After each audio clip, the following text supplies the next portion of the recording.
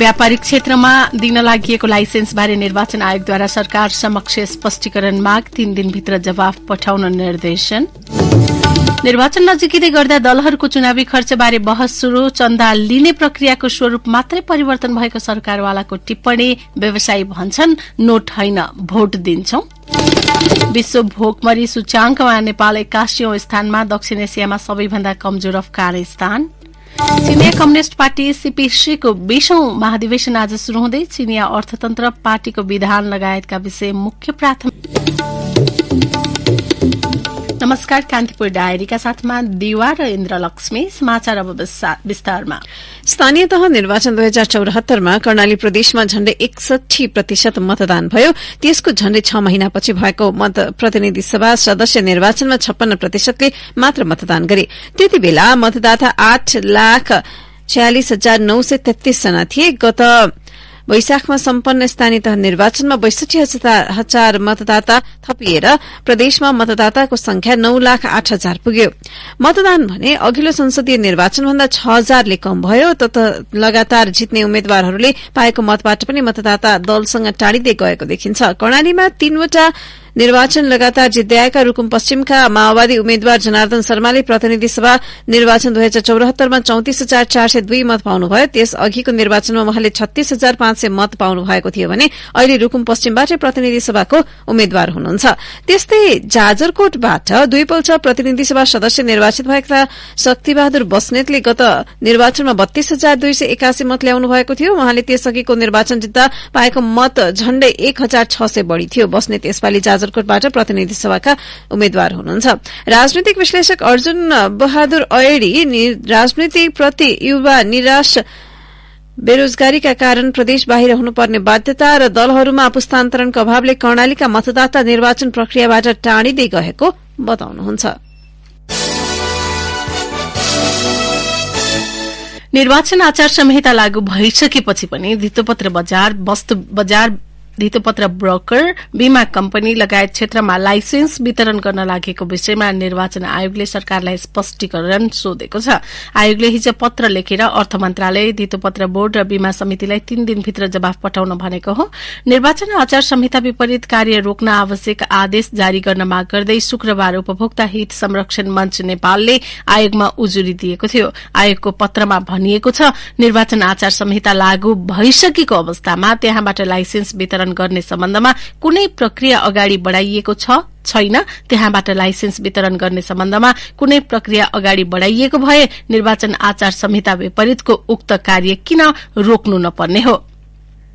निर्वाचन आचार संहिता 2079 को दफा 5 को नेपाल सरकार, प्रदेश सरकार, मन्त्री र स्थानीय कार्यपालिका तथा सोका पदाधिकारीले पालना गर्नुपर्ने आचरण अन्तर्गत खण्ड ख मा सरुवा रोगको महामारी वा कुनै प्राकृतिक विपद वा काबू बाहिरको परिस्थिति सृजना भए आयोगको स्वीकृति बाहेक वार्षिक बजेट तथा कार्यक्रममा स्वीकृति भएका बाहेकका अन्य कार्यक्रम गर्न वा नयाँ नीति, योजना र कार्यक्रमको घोषणा गर्न, स्वीकृत गर्न वा सञ्चालन गर्न नहुने व्यवस्था छ। प्रदेश एक बाहेकका मुलुकका अन्य प्रदेशमा हिजो मनसून बाहिरिएको छ। जल तथा मौसम पूर्वानुमान महाशाखाका अनुसार प्रवेश गरेको 4 महिना 7 दिनपछि नेपालबाट मनसून बाहिरन शुरू भएको हो। महाशाखाले हिजो बुलेटिन जारी गर्दै जेठ 22 गते जुन 5 मा पूर्वी भूभागबाट प्रवेश गरेको मनसून सुदूरपश्चिम प्रदेश, कर्णाली प्रदेश, लुम्बिनी प्रदेश, गण्डकी प्रदेश, बागमती प्रदेश र मध्य प्रदेशबाट बाहिरिएको जनाएको छ। महाशाखाका अनुसार प्रदेश 1 को भूभागबाट मनसून बाहिरिन अझै केही दिन लाग्नेछ। प्राय जेठ 30 गते 13 जुनमा मनसून भित्रिने गरे पनि एक साता अघि मनसून प्रवेश भएको थियो। यो वर्षको मनसूनको अवधि देशभर 1,328.5 मिलिमिटर वर्षा भएको छ। यो वर्ष गत वर्ष भन्दा 4 दिन ढिलो गरी 15 अक्टोबरमा मनसून बाहिरिएको हो। गत वर्ष 11 अक्टोबरमा मनसून बाहिरिएको थियो। जल तथा मौसम विज्ञान विभागकी वरिष्ठ मौसमविद इन्दिरा खडेलका अनुसार सन् 2000 पछिका 21 वर्षमा 5 वटा वर्षामा मात्र मनसून सेप्टेम्बर भित्र बाहिरिएको छ। सबैभन्दा ढिलो 2013 मा 19 अक्टोबरमा क्षेत्रमा मात्र मनसून बाहिरिएको थियो। कौडेलका अनुसार यो वर्ष सुदूरपश्चिम गण्डकी प्रदेशका मध्य तथा पूर्वी भूभागहरू, लुम्बिनी प्रदेशका पूर्वी भूभागहरू, कर्णाली तथा बागमती प्रदेशका केही र प्रदेश 1 का धेरै जसो भूभागहरूमा औसत भन्दा बढ़ी वर्षा भएको छ। अन्य भूभागमा सरदर भन्दा कम वर्षा भएको छ। विभागले अक्टोबर 2 असोज 16 मा मनसून बाहिरिने आकलन गरेको थियो, तर भारतका विभिन्न स्थानमा रहेको न्यूनचापीय प्रणालीको प्रभावका कारण मुलुकका विभिन्न भागमा मनसूनी वर्षा भएको जल तथा मौसम विज्ञान विभागले जनाएको छ।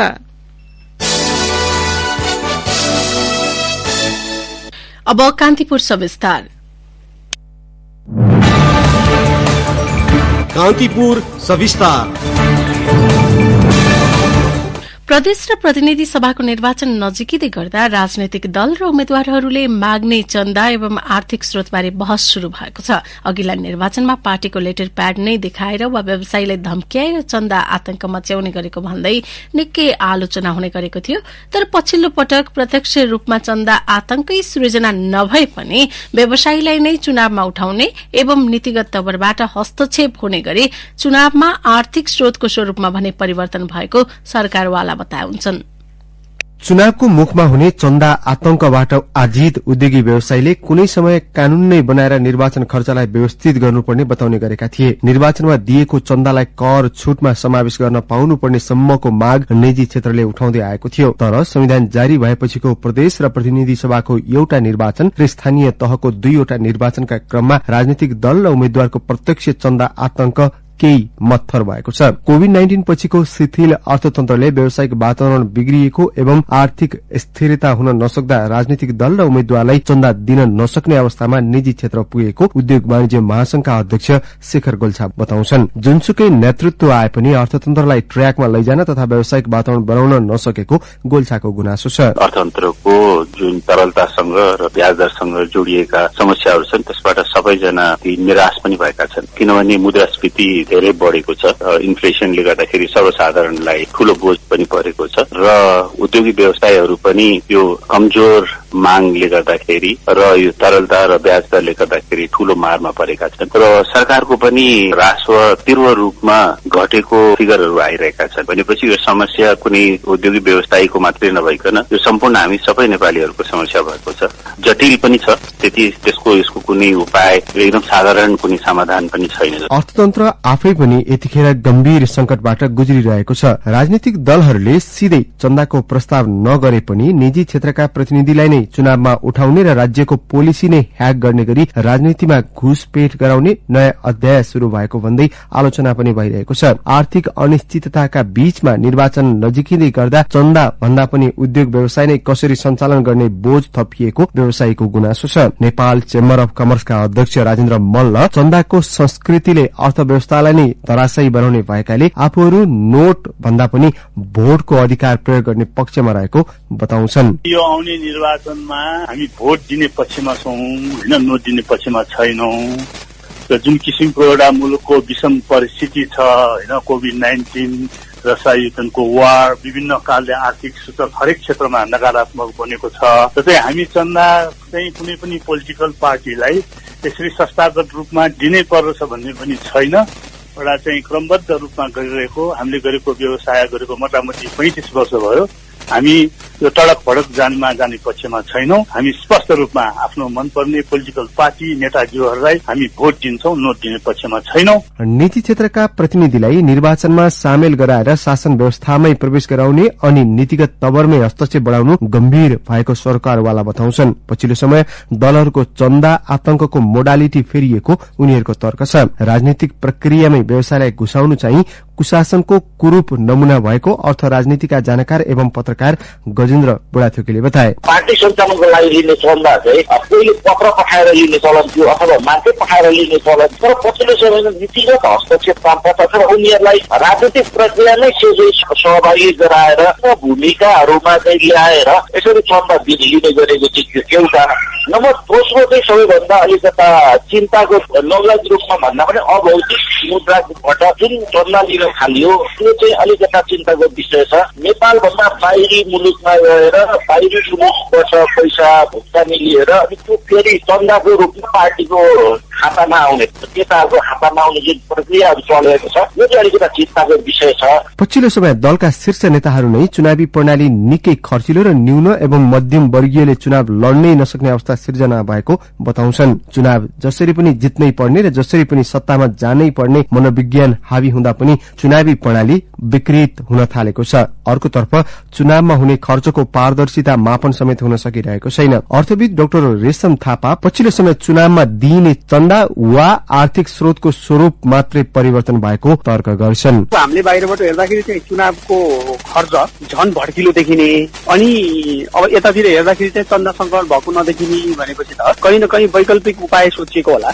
इलेक्सन फाइनेन्सिङ भन्छ नि, चुनावको फाइनेन्सिङ चाहिँ फरक फरक च्यानलबाट हुन थालेको हो जस्तो लाग्छ मलाई। के हो त्यो वैकल्पिक भनेको? के हुन सक्छ? के हुन सक्छ भन्दा चाहिँ यो डिजिटलाइजेसनदेखि लिएर इन्फर्मेसनले गर्दा कस्तो भयो भन्दा चाहिँ पहिला म उम्मेद्वार भयो भने मेरा सम्भावित सबै डोनरहरूले मलाई नै पैसा तिर्दिने अनि मैले नै गएर फेरि जहाँ मैले मेरो कार्यकर्तालाई खुवाएको अथवा मैले जहाँ जे कमिट गरेको ठाउँमा चाहिँ मैले नै तिर्ने थियो। त्यसमा चाहिँ इन्डाइरेक्टली तिर्दै भयो नि त। इन्डाइरेक्टली मेरो पार्टीको कार्यक्रम पार्टी प्यालेसमा भयो भने त्यो पार्टी प्यालेसको खर्च अरू कसैले बेहोर दियो भयो होइन। आगामी निर्वाचनमा युवा केही उम्मेद्वारले खर्च संकलन अभियानलाई बैंकिङ प्रणाली मार्फत अघि बढाएका छन्। निर्वाचन आयोगले प्रतिनिधि सभातर्फ खर्चको सीमा अधिकतम 33 लाख रुपियाँ र प्रदेश सभातर्फ अधिकतम 23 लाख रुपियाँको सीमा तोकेको छ। तर सो रकमको पारदर्शितामा पनि प्रश्न उठिरहेको छ। चुनावमा खर्च चाहिन्छ सबैलाई थाहा छ, तर खर्चको स्रोत के हो भन्ने चाहिँ आम जनतालाई थाहा नै हुँदैन। दलहरूले आर्थिक समृद्धि र विकासका चरका नारा बजाउने तर खर्च पारदर्शितामा चुक्दा पटक पटक आलोचित हुँदै आएका छन्। रेडियो कान्तिपुरका लागि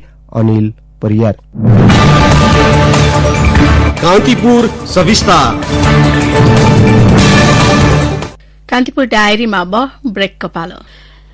ब्रेकपछि अब बाँकी प्रसंग। सत्तारूढ़ गठबन्धनले साथै प्रदेशमा संयुक्त चुनावी भेलाको आयोजना गरे भएको छ। मंसिर 4 गते हुने प्रतिनिधि सभा र प्रदेशसभा लक्षित कार्यक्रम अन्तर्गत कार्तिक 4 देखि 7 गतेसम्म विभिन्न शहरमा भेलाको आयोजना गर्ने शीर्ष नेताहरूद्वारा जारी संयुक्त वक्तव्यमा उल्लेख छ। गठबन्धनले कार्तिक 4 गते गण्डकी र लुम्बिनी प्रदेशमा संयुक्त भेला गर्ने जनाएको छ। 5 गते प्रदेश 1 र मध्य प्रदेशमा चुनावी भेला हुनेछन्। 6 गते कर्णाली प्रदेशको सुर्खेतमा, सुदूरपश्चिम प्रदेशको धनगढ़ीमा भेला हुनेछ। त्यस्तै कार्तिक 7 गते बागमती प्रदेशको काठमाडौँमा संयुक्त भेला गर्ने गठबन्धन दलको तयारी छ। चुनावी भेलामा गठबन्धनका शीर्ष नेताहरूले सम्बोधन गर्नेछन्। त्यस्तै गठबन्धनले संयुक्त अपील प्रकाशन गर्दै छुट्टै समिति गठन गरेको छ भने चुनावी गतिविधिलाई बढ़ाउन केन्द्र, प्रदेश र जिल्लामा नेताहरू खटाउने समन्वय समिति बनाएको छ। निर्वाचन आयोगले आसन्न प्रतिनिधि र प्रदेशसभा निर्वाचनका लागि समानुपातिक निर्वाचन प्रणालीतर्फको मतपत्र छपाई सम्पन्न गरेको छ। आयोगले समानुपातिक निर्वाचनका लागि आवश्यक पर्ने सबै अर्थात 4,06,05,000 मतपत्रको छपाई सकिएको जनाएको छ। यसैबीच निर्वाचन आयोगले आगामी मंसिरमा हुने प्रतिनिधि र प्रदेशसभा निर्वाचनका लागि विभिन्न 3वटा चुनाव चिन्हमा हेरफेर गरेको छ। आयोगले हिजो विज्ञप्ति जारी गर्दै हाम्रो नेपाली पार्टीको चुनाव चिन्ह लौरो र स्वतन्त्र उम्मेद्वारलाई दिएका 2 चुनाव चिन्हमा हेरफेर गरेको हो। आयोगले लौरोको क्रम संख्या परिवर्तन गर्नुका साथै स्वतन्त्र उम्मेद्वारलाई दिएको डोजर र क्रस खुकुरी चुनाव चिन्हमा पनि हेरफेर गरेको हो। यस्तै समानुपातिक निर्वाचन प्रणालीतर्फ प्रतिनिधि तथा प्रदेश निर्वाचनका लागि 18 जिल्लामा मतपत्र ढुवानी भइसकेको आयोगले जनाएको छ। यसैबीच निर्वाचन आचार संहिता उल्लंघन गर्ने 6 जना व्यक्ति र 8 संस्थालाई आयोगले स्पष्टीकरण सोधेको छ। विश्व भोकमरी सूचाङ्कमा नेपाल 81औं स्थानमा पुगेको छ। आज सार्वजनिक भएको 2022 को ग्लोबल हंगर इण्डेक्समा 121 देशको वरियतामा नेपाल 81औं स्थानमा रहेको छ। गत वर्ष 116 राष्ट्रको वरियतामा नेपालमा 76औं स्थानमा थियो। दक्षिण एशियाली मुलुक मध्ये नेपालको अवस्था पाकिस्तान, भारत र बंगलादेशको भन्दा राम्रो देखिएको छ। भारत 107औं स्थानमा छ, पाकिस्तान 79औं र बंगलादेश 84औं स्थानमा छ। आर्थिक समस्या झेलिरहेको श्रीलंका सूचकांकमा 64औं स्थानमा छ। दक्षिण एशियामा सबैभन्दा कमजोर रहेको अफगानिस्तान 109औं स्थानमा छ। भोकमरी सूचकांक विश्वव्यापी, क्षेत्रीय र राष्ट्रिय स्तरमा भोकमरीको विस्तृत मापन हो। कुपोषण, गम्भीर शिशु कुपोषण, अवरोध वृद्धि र बाल मृत्युदर सहित सूचकहरूको आधारमा यसको मापन हुन्छ।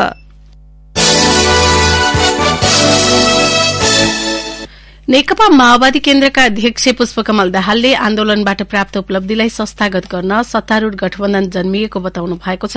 देशलाई अस्थिरतातर्फ धकेल्न खोज्ने शक्तिलाई परास्त गर्न गठबन्धनले ठूलो भूमिका निभाएको भन्दै गठबन्धन सत्ता र शक्तिका लागि मात्रै नभएको उहाँको दावी छ।